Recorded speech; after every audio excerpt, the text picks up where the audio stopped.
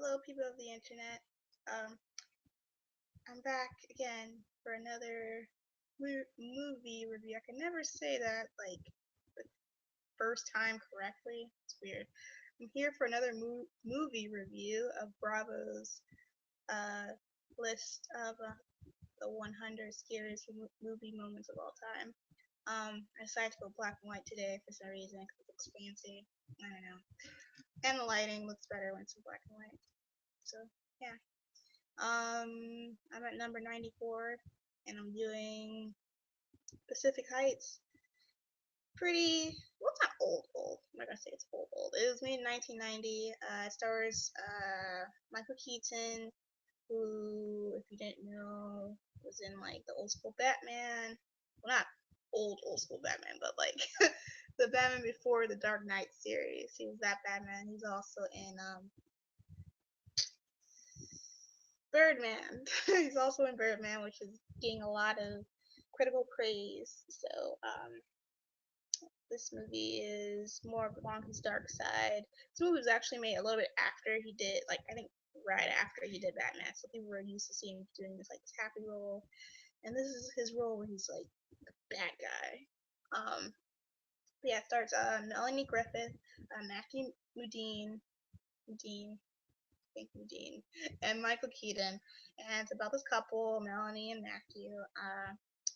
They're a young couple, and they decide to buy this really expensive house, like yeah, huge house in San Francisco.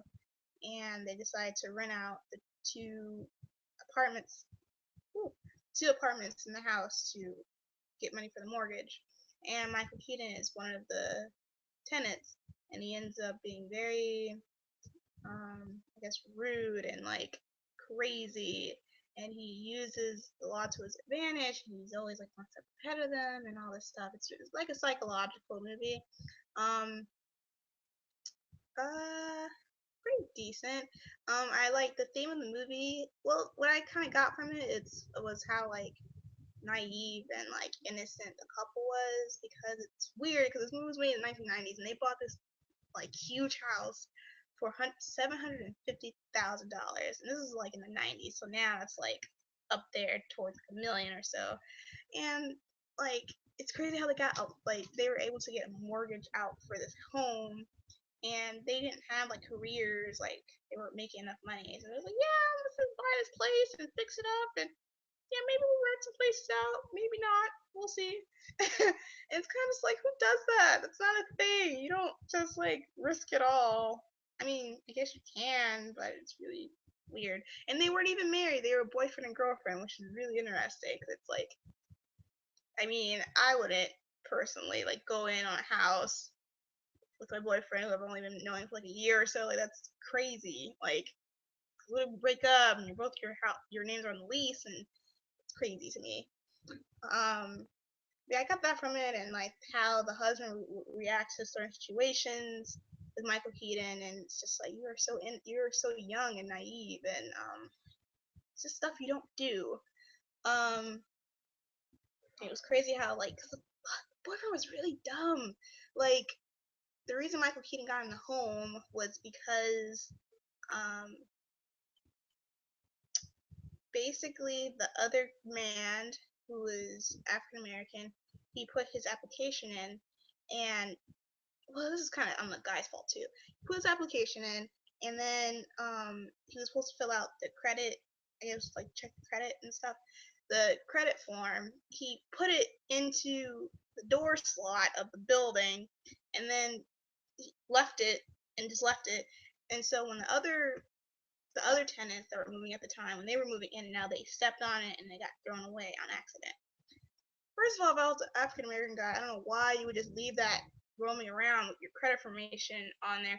I don't know if that has your social security number on there and all this other stuff. Why would you just leave that roaming around? I would like give that to the person in person, not just leave it. But whatever. Okay.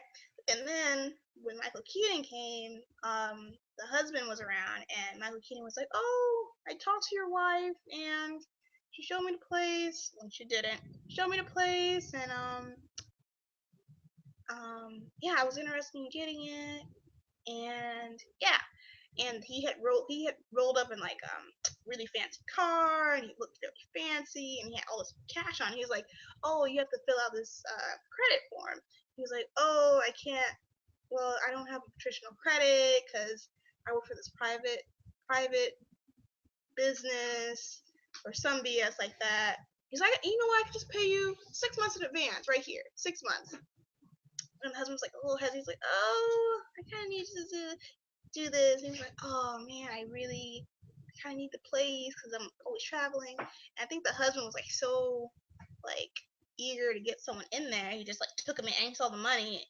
And I feel like if it was the wife, she wouldn't have like went for that. She would have like been like, "Yeah, you have to fill this paper out."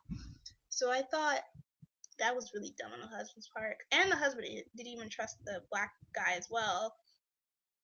He was like, "He might be one of those scam artists, and those minority scam artists, such and such." And it's just like, dude, you don't even know my life. Like, but anyways, the acting was, it got a little cheesy at times with the husband, and Michael Keaton was pretty good.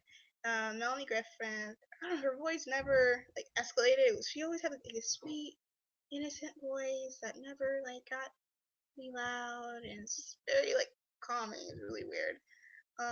She was decent. Uh, as for it being scary, I think the idea of it is scary. And I did some research, and I read that the screenwriter uh, went through something like this where he couldn't evict a tenant, like legally couldn't evict them. So he was inspired by that event to write this movie, which I thought was really interesting. So I think the idea of this happening is terrifying because like Keaton was like horrible. He was like letting roaches go in his place, and that was like crazy. Like roaches go in his place, he was tearing everything up. Took their identity. It was insane stuff. And I guess that kind of leads me into the negative part of the movie. I didn't understand really the logic of why he was doing this. I mean, because when Melanie Griffith did her research on him, she I guess ran into his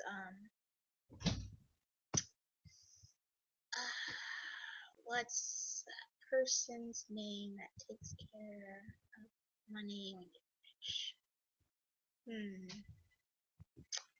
Anyways, she ran in contact with that guy, like to take care of the family money, and she said that the family pays Michael Keaton's character to stay away from the family. He's been attached, especially. So he has, from my idea, he has money. I guess that's the idea that I was getting. I don't know if it wasn't. I don't think it would. I don't know if he was broke or if he was getting money. Because if he was getting money from his family, I don't understand what would be the reason of doing all this for all these people and like taking their identities and all this stuff. So I guess I just missed that part. So I'm assuming that he wasn't getting money from his family, and he was just doing this to stay alive. I guess like doing fraud and all this stuff. Because if he was just doing it just for kicks, that would be kind of stupid. And I don't understand why he like tore the whole apartment apart, like literally like gutted everything out of the apartment and smashed everything. It was like, why? Like, what's the purpose? But I did understand like the reasoning. Like, I didn't feel sorry for the couple like for the first half of the movie because the husband was doing just stupid crap. Like, why are you like turning off the utilities? Not legally, you can't do that. It's not a thing. And like, you gotta fight with them. It's like you just don't do this stuff. But that goes back to them being like a young and naive couple, and it's like you're being really stupid. You can't do that legally. Um, but yeah, that's not my only negative thing. It was around an hour and 40 minutes. Pacing was decent. It wasn't like it was over. It was paced decently well for movies of that time period. There was a lot of movies of like stalkers and like crazy people in that era. So for it being that kind of movie, it went fairly well. I can see them doing a remake of it for sure. It's totally able to be remade and all that stuff. Yeah, that's pretty much it. I watched it on the train because I came out. I traveled today and I was like, oh, let me watch it. I'm on the train. I just watched it on my Kindle and it went by pretty fast, so that was cool. Yeah, you guys check it out if you want like a quick little just because movie. I would rate it 3.5 out of 5. Like it wasn't like horrible, but it wasn't like, oh, I gotta get this on DVD. Like it has rewatch value. I will watch it again for sure. But yeah, it's getting pretty late, and I just wanted to get my review in before it got to be tomorrow. But yeah, tomorrow I've been doing a lot of horror movie reviews recently, but tomorrow I'm gonna watch something completely different. So you guys want to see me on video for a day. I'll be writing on my regular blog. Speaking of my regular blog, check out in the check out in the description below for a link to my regular blog, which I do regular movies and also it's usually not horror movies.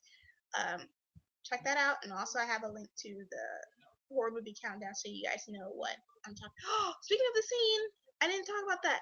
Okay, the scene that they the scene that they put in the countdown was when after Melanie's character has like done her research on Michael Keaton's character, she comes to the home and when she walks in, and Michael Keaton's like hiding behind the door and he like jumps out and like attacks her. It's not that scary. I think they just put that scene in. I mean, it's a semi jump scare. It's not like crazy, but I think they just kind of threw that in there. It's not really scary. Like I said, it's more of a psychological thing. Like mentally, if this would really happen, it's terrifying. It didn't have me like, oh my goodness, what's happening? But yeah, I totally forgot about that part. But yeah, other than that, decent movie. We'll watch it again for sure. I'm gonna head to bed because I'm kind of tired right now, and yeah, I kind of like this black and white look. I kind of like this look. It's kind of cool. Sorry, I'm getting scared. Okay, see you guys.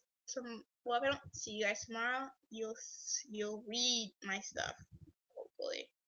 All right. Well, have a good night. Sleep well. What's today? Thursday. Have a good weekend. Yeah. See ya.